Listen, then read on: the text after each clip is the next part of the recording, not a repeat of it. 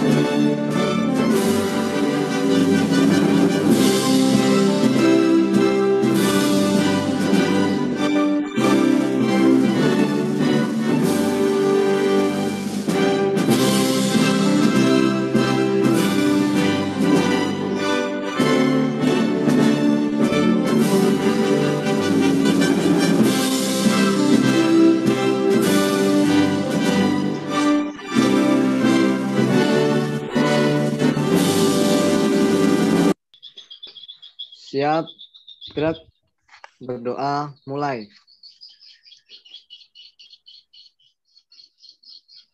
Berdoa, selesai. Baik, terima kasih. Selamat pagi anak-anak. Semoga pada pagi hari ini kalian dalam keadaan sehat walafiat. Jangan lupa di masa pandemi ini kalian senantiasa menjaga prokesnya, kemudian juga jaga jarak, dan senantiasa tidak bepergian kalau tidak perlu. Kemudian juga makan makanan yang bergizi. Untuk pagi hari ini, kalian sudah makan semuanya? Sudah, Bu. Ya, syukur alhamdulillah. Ibu kirim dulu link absennya nanti untuk kalian segera absen. Klik dulu chat ya. Silakan Ibu tunggu untuk kalian absen dulu. Sudah anak-anak? Sudah absen ya? Sudah, Bu. Syukur alhamdulillah. Jadi sudah absen, sudah selesai juga berdoa. Kita bikin dulu untuk aturan pelajaran kita hari ini, yaitu setelah, kalau misalnya Ibu lagi menerangkan, kalian boleh mute-kan audionya atau soundnya. Kemudian kalau ada pertanyaan, kalian boleh raise hand. Kemudian kalau misalnya memang ada kita disuruh diskusi, silakan untuk kalian buka kamera, buka mic-nya, gitu ya. Manfaat untuk kita untuk hari ini akan belajar tentang akuntansi perusahaan jasa. Nah, manfaat yang akan kita dapat dari mempelajari akuntansi perusahaan jasa adalah di saat kalian nanti akan keluar dari SMA, mungkin kalian tidak melanjutkan, kalian mau mendirikan usaha, maka kalian akan mendapatkan ilmu dari analisis daripada perusahaan jasa ini, untuk baik mulai dari perusahaan apa yang akan kalian dirikan sampai dengan pelaporan keuangannya. Itu sangat penting dan sangat bermanfaat untuk kalian memulai daripada sebuah usahanya nanti. Baik, sebelumnya Ibu mau mereview lagi pembelajaran kita yang terdahulu mengenai persamaan dasar akuntansi. Siapa yang masih ingat persamaan dasar akuntansi rumusnya seperti apa? Saya, Bu. Persamaan dasar akuntansi yaitu harta sama dengan utang ditambah modal. Baik, harta, utang ditambah modal. Jadi hartanya di sebelah debit, utang dan modal ditambah sebelah kredit. Siapa yang bisa memberikan analisis seandainya terjadi peristiwa, yaitu transaksinya pemilik perusahaan memberikan investasi berupa uang sebesar 1 juta kepada perusahaan. Siapa yang mau jawab? Saya, Bu. Silakan Warisman. Harta bertambah. Harta di sebelah debit, modal di sebelah kredit. Iya, jadi analisisnya harta ada di sebelah debit sebesar 1 juta, kemudian modal di sebelah kredit sebesar 1 juta juga bertambah. Baik, selanjutnya kita akan menyampaikan materi yang akan kita pelajari hari ini. Ibu akan share dulu ya. Ibu akan share dulu screen-nya. Ini. Nah, kelihatan anak-anak? Kelihatan, Bu. Lihat, Bu. Jadi kita akan mempelajari untuk hari ini tentang karakteristik perusahaan jasa. Selanjutnya standar kompetensinya yaitu menjelaskan karakteristik perusahaan jasa, menganalisis bukti transaksi. Untuk kompetensi dasarnya menganalisis siklus akuntansi perusahaan jasa, menyusun siklus akuntansi perusahaan jasa. Untuk peta konsepnya kita akan mempelajari siklus akuntansi perusahaan jasa mulai dari mempelajari bukti transaksi, bukti pencatatan, media pencatatan, pengkodean, penjurnalan, kemudian sampai dengan mulai kita ke posting ke buku besar, menyusun laporan rugi laba, laporan neraca, dan laporan perubahan modal. Nah, hasil akhir atau yang akan kita lakukan yaitu tentang pelaporan daripada berupa pelaporan akuntansinya yaitu berupa neraca, rugi laba, dan juga berupa modal. Baik, selanjutnya kita akan menginjak ke pengertian perusahaan jasa dulu. Perusahaan jasa adalah perusahaan yang mempunyai kegiatan utama memberikan pelayanan, kemudahan dan kenyamanan kepada masyarakat untuk memperlancar aktivitas produksi maupun konsumsi. Nah, selanjutnya. Nah, slide Ibu udah kelihatan, Nak? Kelihatan ya? Kelihatan, Bu. Nah, kalau kelihatan tolong Ibu bacakan nih karakteristik perusahaan jasa. Jadi perusahaan jasa itu ada ciri-cirinya. Jadi kalau tidak termasuk dalam ciri-ciri tersebut berarti tidak termasuk dalam perusahaan jasa. Boleh dibacakan? Siapa yang mau bacain? Ya, Bu. Silakan Julia. Sudah besar nggak ini, Bu? Apa kurang besar ya? Besarnya sendiri, Bu. Ya? Sudah besar ya? Udah. Bacain. Karakteristik perusahaan jasa. Pendapatan berasal dari penjualan jasa. Jasa yang diberikan tidak sama, jadi masing-masing konsumen dapat memperoleh jenis pelayanan yang berbeda dengan konsumen lainnya. Tidak memiliki persediaan produk dalam bentuk fisik karena produk yang dijual merupakan produk yang tidak berwujud. Jadi produk yang dihasilkan tidak dapat dilihat tetapi manfaatnya dapat dirasakan. Biasanya tingkatan harganya memiliki sifat yang tidak mutlak sebab murah atau mahalnya harga yang ditetapkan oleh perusahaan tergantung tingkat kebutuhan konsumen. Laba yang diperoleh didapat dari pendapatan dikurangi semua beban yang telah dikeluarkan. Pembelian barang yang dilaksanakan oleh perusahaan tidak diolah dan dijual kembali tapi digunakan untuk memberikan pelayanan bagi pelanggan. Baik. Jadi ini adalah karakteristik perusahaan jasa. Jadi kalau besok kalian akan melakukan usaha jasa, jadi jasa itu artinya adalah tidak berwujud. Jadi tidak ada dipegang. Misalnya jasa perusahaan itu adalah perusahaan manufaktur, kan misalnya manufakturnya tempe, kan ada barangnya ya. Tapi kalau jasa ini tidak berwujud gitu ya. Nah, berasal dari penjualan jasa. Jadi artinya adalah yang dijual adalah berupa jasa atau layanan. Jasa yang diberikan tidak sama dari konsumen satu ke konsumen lainnya, memperoleh jenis pelayanan yang berbeda gitu ya. Yang jelas otomatis jasanya kan macam-macam. Kamu pengen jasa sekarang yang kamu lakukan adalah jasa pendidikan, tidak akan sama dengan jasa yang akan didapat oleh orang tuamu, misalnya jasa dia mau pergi naik angkot. Nah, itu tuh sudah lain kan? Tidak memiliki persediaan. Jadi jasa itu tidak berwujud, maka tidak ada yang bisa dijadikan persediaan. Biasanya tingkat harganya memiliki sifat yang mutlak, tidak mutlak. Jadi antara kamu naik becak itu harganya akan lain dengan kamu mendapatkan pendidikan. Paham ya? Kemudian laba yang diperoleh adalah dari pendapatan dikurang biaya. Itu saja. Jadi pendapatanmu dapatnya berapa, biaya yang kamu keluarkan selama satu periode berapa, maka itulah yang akan didapat dari keuntungannya. Pembelian barang dilaksanakan oleh perusahaan, tidak diolah, tidak dijual kembali, tetapi digunakan untuk memberikan pelayanan. Jadi sifatnya perusahaan jasa ini adalah pelayanan. Siapa yang bisa memberikan contoh? Jadi dari karakteristik tersebut, perusahaan-perusahaan jasa manakah yang sudah kalian ketahui? Siapa yang mau jawab? Karena kan kemarin Ibu sudah kirim kalian link, udah kirim kalian materi, udah kirim kalian video. Videonya sudah dilihat semua kan? Sudah. Sudah, Bu. Kalau sudah, sekarang Ibu ganti bertanya. Jadi di video yang sudah kalian jawab, coba siapa yang bisa menyebutkan perusahaan jasa itu apa saja? Saya, Bu. Pak Giman, silakan. Perusahaan jasa alat komben, Bu. Alat komben. Siapa lagi mau jawab? Saya, Bu. Ya, silakan. Puskesmas. Ada lagi siapa? Saya, Bu. Siapa? Salon. Salon. Kemudian ada lagi siapa? Siapa? Ada tadi Bagiman komben, ada salon. Siapa lagi? Saya. Silakan. Laundry. Laundry. Nah, ada laundry juga. Ada macam-macam ya. Nah, jadi itulah salah satu jadikan perusahaan jasa. Kalau di tempat kalian selain komben, apalagi tuh yang dikatakan bisa perusahaan jasa? Di sekitar kalian saja. Apa? Saya, Bu. Saya, Bu. Silakan. Puskesmas. Apa? Saya, Bu. Puskesmas, berarti lain kesehatan. Ya, Mbak Iwan. Tukang jahit, Bu.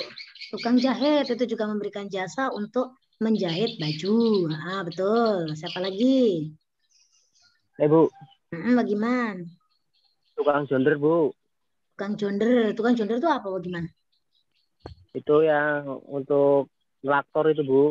Oh, untuk traktor. Baik, pintar semua. Jadi dari karakteristik perusahaan jasa yang Ibu sebutkan tadi, kalian sudah bisa menyebutkan apa saja contoh-contoh perusahaan jasa yang ada di daerahmu. Baik, untuk selanjutnya kita karena perusahaan jasa, kita akan membuat laporan keuangan. Pertama, kita harus tahu tentang bukti transaksi.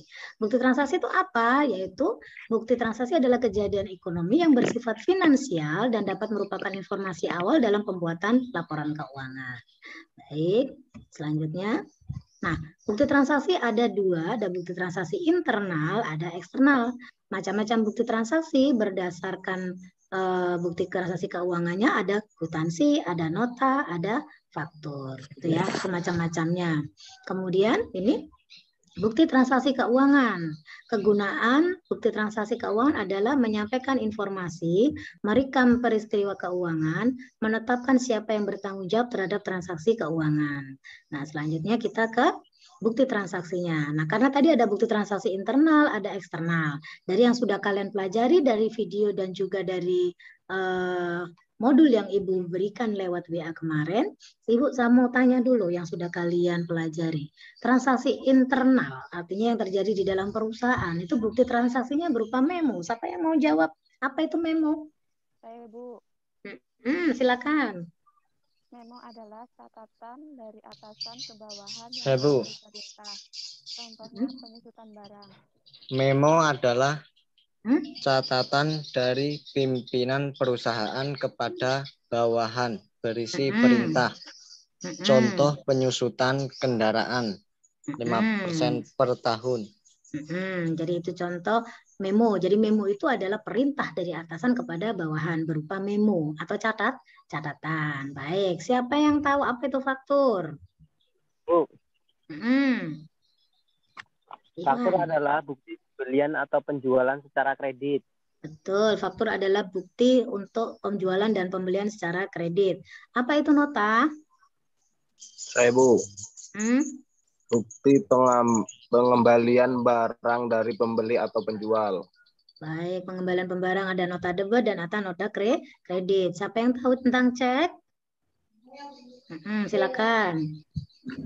Bukti perintah kepada pihak bank untuk mencairkan sejumlah dana kepada pihak yang tertulis dalam cek tersebut.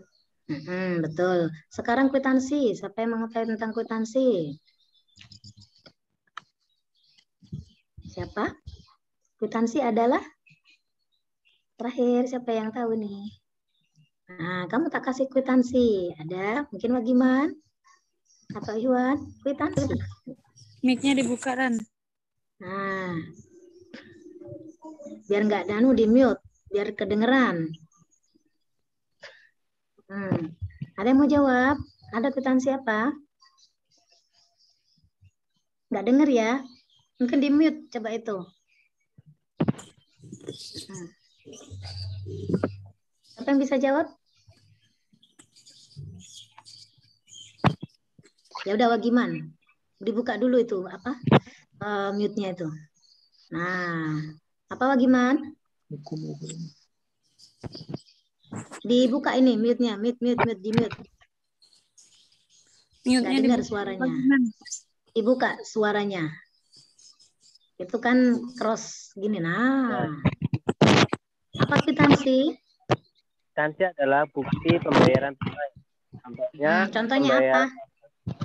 Pembayaran pajak, pembayaran sewa gedung, dan pembayaran uang komite. Baik. Nah, selanjutnya nanti kalian sudah saya bagi kelompok. Kemarin kelompoknya juga sudah Ibu share di grup. Kelompok 1 itu adalah ada Ikhwan, Wagiman, dan Warisman. Kemudian kelompok 2 ada Yulia Rafika, Rudi, dan Ahmad Bakar. Kelompok 3 ada Rate, Ismarani, dan Trisumai.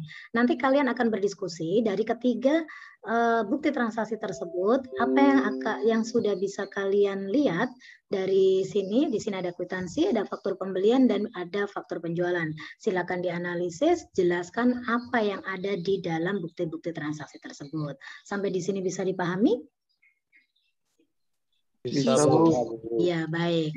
Selanjutnya, Ibu coba untuk Ibu share lagi ya. Baik, ini sudah masuk ke room utama ya semuanya? Sudah ya? Udah, Bu. Sudah, Bu. Sudah. Tadi sudah diskusi anak-anak? Sudah.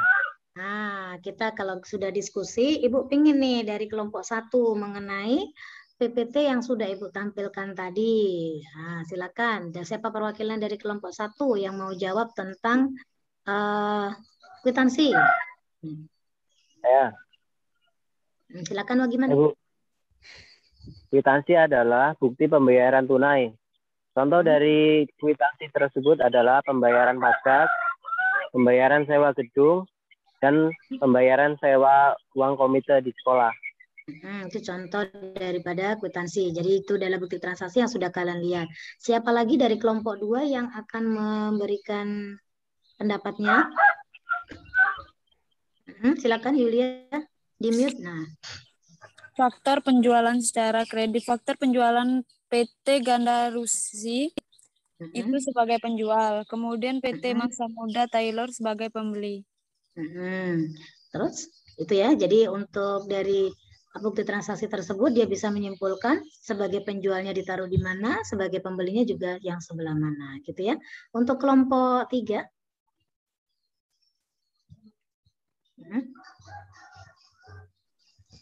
Saya yang Rate. faktur pembelian. Faktur pembelian yaitu untuk melakukan pembelian secara kredit. Pada gambar yang saya lihat bahwa transaksi terjadi pada tanggal 7 bulan 2 2001. Maka jatuh temponya terjadi pada tanggal 9 bulan 3 2001.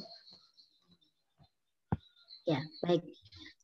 Kamu sudah tahu bahwa itu adalah bentuk faktur pembelian dan juga faktur adalah merupakan bukti transaksi yang akan diberikan untuk pembelian barang secara kredit. Bukti kredit adalah transaksinya tadi terjadi pada bulan 2, kemudian jatuh tempo untuk pembayaran tidak langsung dibayar, tapi jatuh temponya bulan 3, gitu ya. Sampai di sini bisa dimengerti mengenai perusahaan jasa dan juga bukti transaksi, Nana? Bisa. Ya. Nah, terus kesimpulan yang kalian dapat, coba Ibu pengen tahu. Jadi dari perusahaan jasa tadi, permasalahan perusahaan jasa, coba diulang siapa yang berikan kesimpulan daripada perusahaan jasa tadi. Boleh kesimpulan secara positif maupun secara negatif. Siapa?